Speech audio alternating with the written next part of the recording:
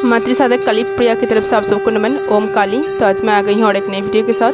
मैं आज एक सीरीज स्टार्ट कर रही हूँ दुर्गा सप्तशती के पाठ के ऊपर। तो ध्यान रखिएगा, इसमें कोई भी श्लोक का वर्णन नहीं रहेगा, ये पूर्णतः कथा है। तो चलिए बिना किसी देरी किए भगवती का नाम लेके शुरू करते हैं।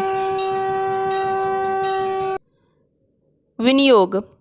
प्रथम चरित्र के ब्रह्मा ऋषि, महाकाली देवता, गायत्री छंद, नंदा शक्ति, रक्तदंतिका बीज, अग्नि तत्व और ऋग्वेद स्वरूप है। श्री महाकाली देवता के लिए प्रथम चरित्र के जप में विनियोग किया गया है। ध्यान। भगवान विष्णु के सो जाने पर मधु और कैटव को मारने के लिए कमल जन्मा ब्रह्मा जी ने जिनका स्तवन किया था, उन महाकाली देव का मैं सेवन करता हूँ। वे अपने 10 हाथों में खड्ग, चक्र, गदा, बाण, धनुष, परिघ, शूल, भुशुंडी, मस्तक और शंख धारण करती है। उनके 3 नेत्र हैं।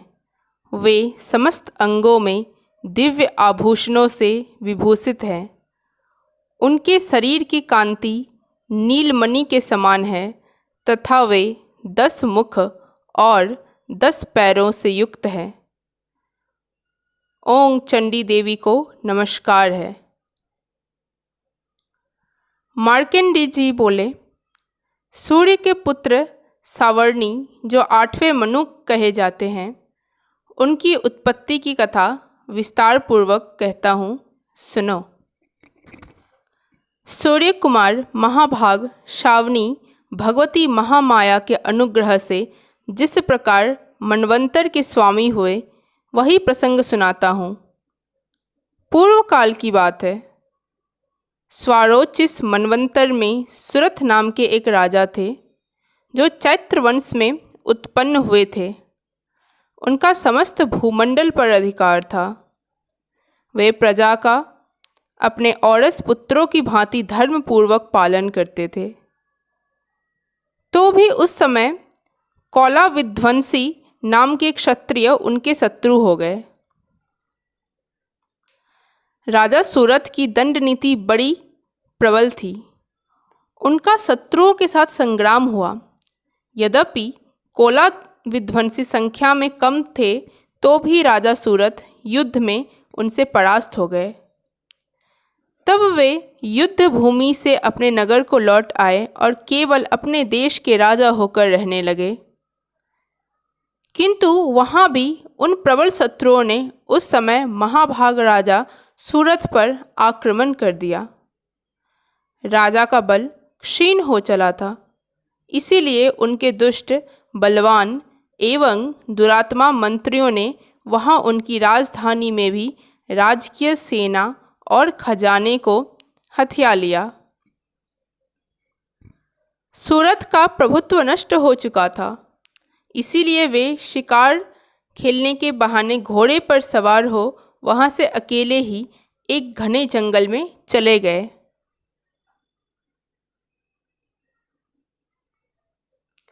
वहां उन्होंने विप्रवर मेधा मुनि का आश्रम देखा, जहाँ कितने ही हिंसक जीव परम शांत भाव से रहते थे।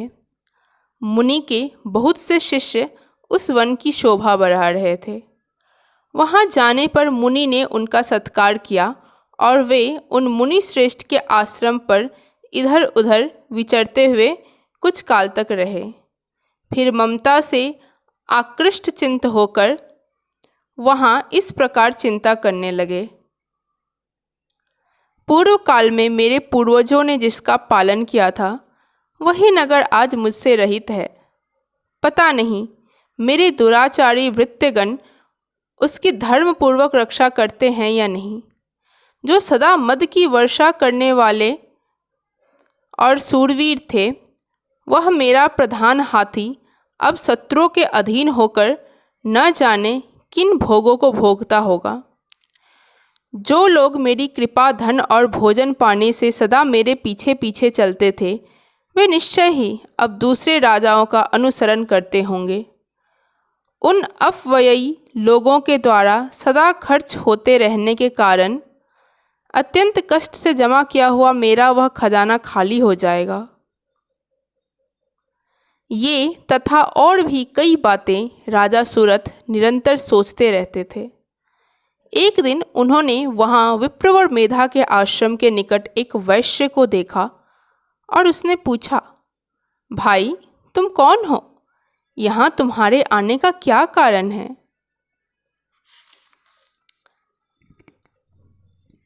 तुम क्यों शोकग्रस्त और अनमने से दिखाई देते हो? राजा सूरथ का यह प्रेम पूर्वक कहा हुआ वचन सुनकर वैश्य ने विनीत भाव से उन्हें प्रणाम करके कहा। वैश्य बोला, राजन, मैं धनियों के कुल में उत्पन्न एक वैश्य हूँ। मेरा नाम समाधि है। मेरे दुष्ट स्त्री पुत्रों ने धन के लोभ से मुझे घर से बाहर निकाल दिया है। मैं इस समय धन, स्त्री और पुत्रों से रहित हूँ। मेरे विश्वसनीय बंधुओं ने मेरा ही धन लेकर मुझे दूर कर दिया है। इसीलिए दुखी होकर मैं वन में चला आया हूँ। यहाँ रहकर मैं इस बात को नहीं जानता कि मेरे पुत्रों की, स्त्री की और स्वजनों की कुशलता है या नहीं। इस समय घर में वे कुशल से रहते हैं अथवा उन्हें कोई कष्ट है। वे मेरे पुत्र कैसे हैं? क्या वे सदाचारी हैं अथवा दुराचारी हो गए हैं? राजन ने पूछा। जिन लोभी स्त्री पुत्र आदि ने धन के कारण तुम्हें घर से निकाल दिया, उनके प्रति तुम्हारे चित्त में इतना स्नेह का बंधन क्यों है?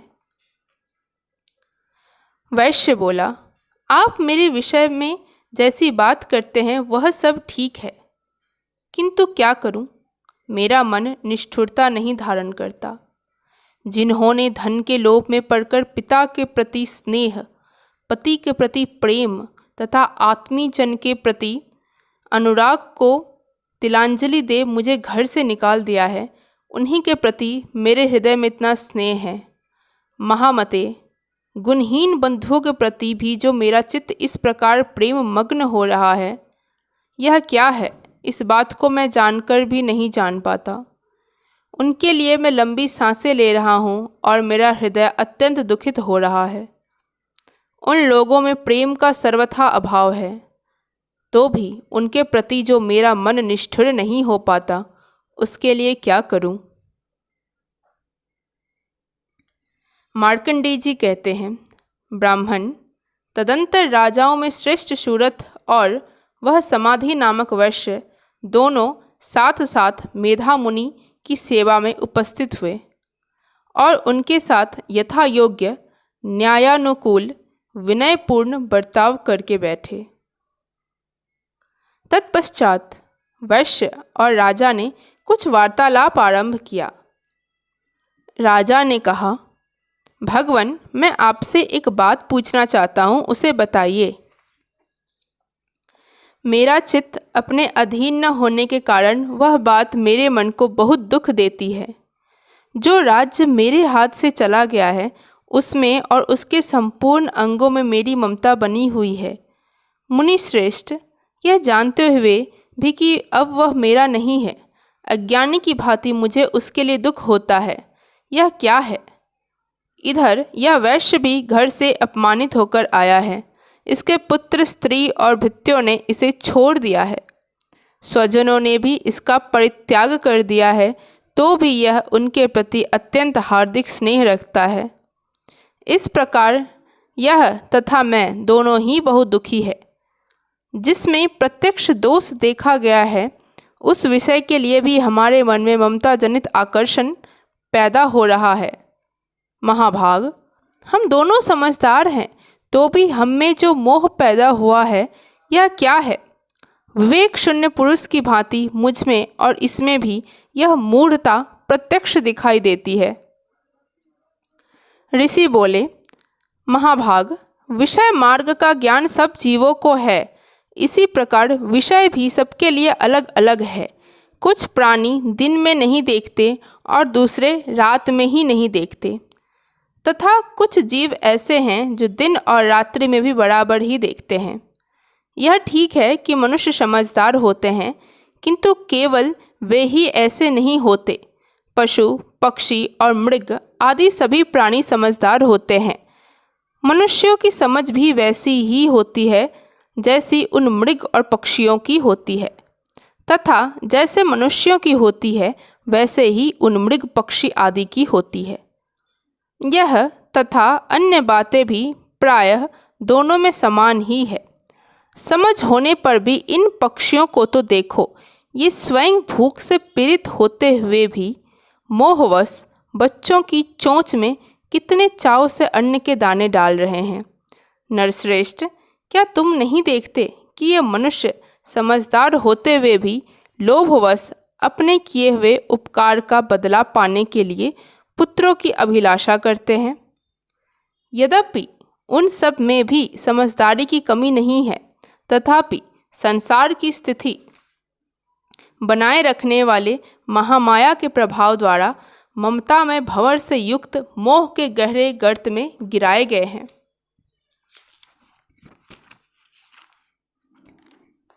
इसीलिए इसमें आश्चर्य नहीं करना चाहिए। जगदीश्वर भगवान विष्णु की योग निद्रा रूपा जो भगवती महामाया है, उन्हीं से यह जगत मोहित हो रहा है।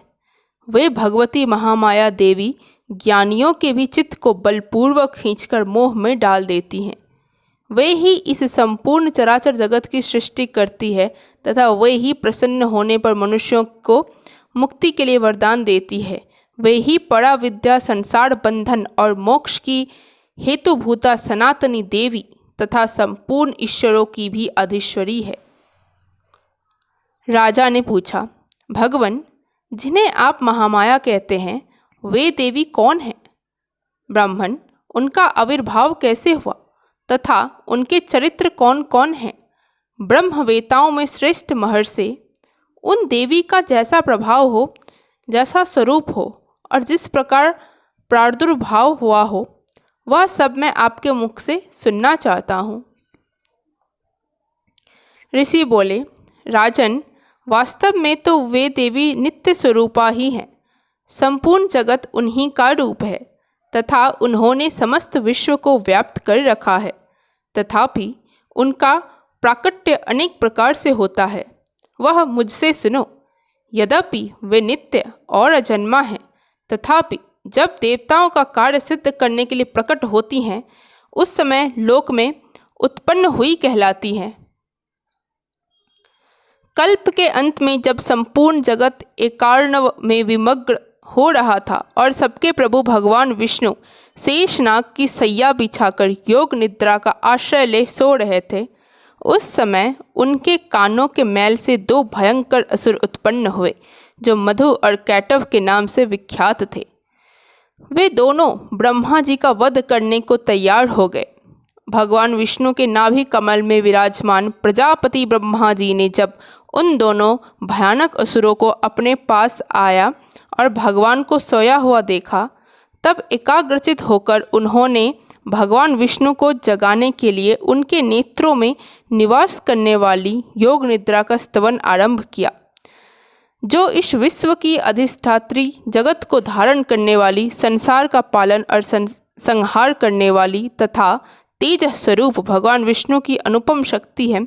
उन्हीं भगवती निद्रा देवी को भगवान ब्रह्मा स्तुति करने लगे। ब्रह्मा जी ने कहा, देवी, तुम ही स्वाहा, तुम ही स्वधा और तुम ही वष्टकार हो। स्वर भी तुम्हारे ही स्वरूप हैं। तुम ही जीवनदायिनी सुधा हो। नित्य अक्षर प्रणव में अकार, उकार, मकार इन तीन मात्राओं के रूप में तुम ही स्थित हो तथा इन तीन मात्राओं के अतिरिक्त जो बिंदु रूपा नित्य अर्ध मात्रा है, जिसका विशेष रूप से उच्चारण नहीं किया जा सकता, वह भी तुम ही हो। देवी, तुम ही संध्या, सावित्री तथा परम जननी हो। देवी, तुम ही इस विश्व ब्रह्मांड को धारण करती हो। तुमसे ही इस जगत की सृष्टि होती है, तुम ही से इसका पालन होता है और सदा तुम ही कल्प के अंत में सबको अपना ग्रास बना लेती हो। जगन्मयी देवी, इस जगत की उत्पत्ति के समय तुम सृष्टि रूपा हो पालन काल में स्थिति रूपा हो तथा कल्पांत के समय संहार रूप धारण करती हो। तुम ही महाविद्या, महामाया, महामेधा, महास्मृति, महामोह रूपा, महादेवी और महासुरी हो। तुम ही तीनों गुणों को उत्पन्न करने वाली सबकी प्रकृति हो। भयंकर कालरात्रि, महारात्रि और मोहरात्रि भी तुम ही हो। तुम ही श्री, तुम ही ईश्वरी, तुम ही ह्रीं और तुम ही बोध स्वरूपा बुद्धि हो। लज्जा, पुष्टि, तुष्टि, शांति और क्षमा भी तुम ही हो। तुम खड्ग धारिणी, शूल धारिणी, घोड़ रूपा तथा गदा, चक्र, शंख और धनुष धारण करने वाली हो। बाण, भुषंडी और परिघ ये भी तुम्हारे अस्त्र हैं। तुम सौम्य और सौम्यतर हो। इतना ही नहीं, जितने भी सौम्य एवं सुंदर पदार्थ हैं उन सब की अपेक्षा तुम अत्यधिक सुंदरी हो। पर और अपर सबसे परे रहने वाली परमेश्वरी तुम ही हो। सर्वस्वरूपे देवी, कहीं भी सत असत रूप जो कुछ वस्तुएं हैं और उन सब की जो शक्ति है वह तुम ही हो। ऐसी अवस्था में तुम्हारी स्तुति क्या हो सकती है। मुझको, भगवान शंकर को तथा भगवान विष्णु को भी तुमने ही शरीर धारण कराया है, अतः तुम्हारी स्तुति करने की शक्ति किसमें है। देवी, तुम तो अपने इन उदार प्रभावों से ही प्रशंसित हो।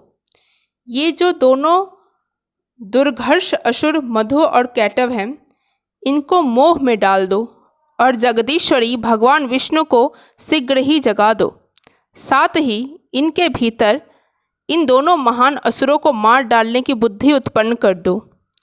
ऋषि कहते हैं, राजन, जब ब्रह्मा जी ने वहाँ मधु और कैटव को मारने के उद्देश्य से भगवान विष्णु को जगाने के लिए तमोगुण की अधिष्ठात्री देवी योग निद्रा की इस प्रकार स्तुति की, तब वे भगवान के नेत्र, मुख,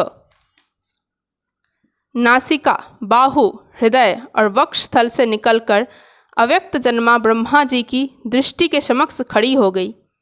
योग निद्रा से मुक्त होने पर जगत के स्वामी भगवान जनार्दन उस एकार्णव के जल में शेषनाग की सैया से जाग उठे।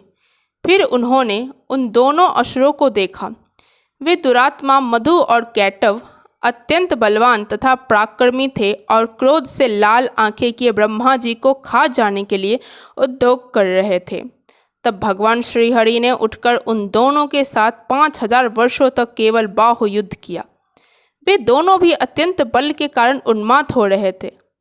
इधर महामाया ने भी उन्हें मोह में डाल रखा था, इसलिए वे भगवान विष्णु से कहने लगे, हम तुम्हारी वीरता से संतुष्ट हैं, तुम हम लोगों से कोई वर मांगो।